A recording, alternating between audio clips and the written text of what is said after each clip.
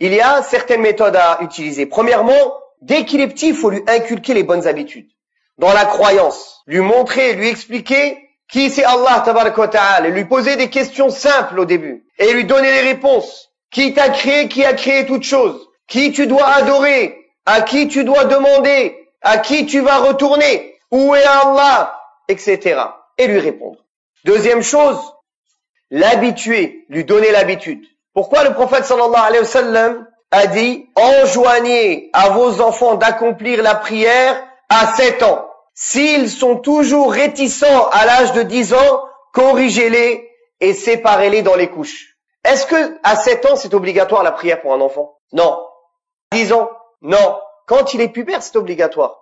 Mais pour le parent, il est obligatoire de l'appeler à la prière à 7 ans, pour que ce soit une habitude pour lui. De même pour Siyam, jeûne.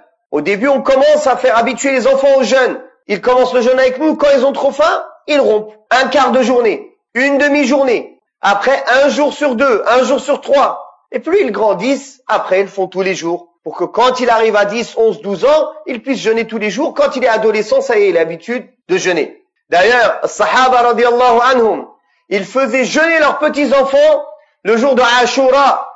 Avant que Ramadan soit obligatoire, jeûner le jour de Ashura, c'était obligatoire au début. Et quand les enfants, ils avaient trop faim, ils les faisaient jouer avec des poupées en chiffon dans la mosquée pour qu'ils attendent l'heure de le Maghrib.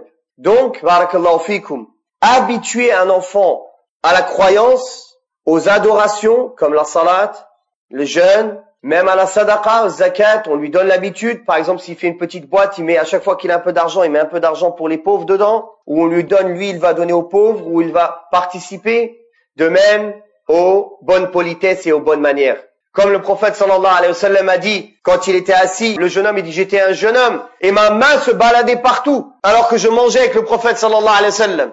Il lui a dit, oh, jeune homme, nomme le nom d'Allah, mange avec ta main droite, et mange de ce qui est devant toi. Depuis ce jour-là, il a dit, c'était ma manière de manger. J'ai écouté le prophète alayhi salatu wassalam. De même, le prophète sallallahu alayhi wa sallam, il a enseigné à Abdullah ibn Abbas, qui était assis derrière lui, sur une monture, dès qu'il est petit. Il a dit, ya Roulam, préserve les ordres d'Allah, Allah te protégera. Préserve les ordres d'Allah, tu trouveras toujours Allah à tes côtés. Regardez les paroles qu'il lui donne. C'est un enfant d'à peine 12 ans. Il lui parle comme à un adulte. Quand tu demandes une chose, demande-la qu'à Allah. Si tu prends aide qu'auprès d'Allah. Et sache que si toute l'humanité, elle se réunit pour te faire le moindre bien, ils ne te feront que le bien qu'Allah a écrit pour toi. Et si toute l'humanité se réunit pour te faire le moindre mal, ils te feront que le mal qu'Allah a écrit contre toi. Les plumes du destin, ça fait longtemps qu'elles ont cessé d'écrire, et l'encre des pages du destin sont désormais bien sèches. Dans une autre version, connais Allah dans tes moments d'aisance, Allah te connaîtra dans les moments de difficulté, et sache que ce qui t'a raté n'aurait jamais pu te toucher, et ce qui t'a touché n'aurait jamais pu te rater, et sache que l'aide d'Allah vient avec la patience, que l'ouverture vient après les choses accablantes, et après les difficultés vient les facilités. Ces paroles, c'est pour qui? Pour un enfant.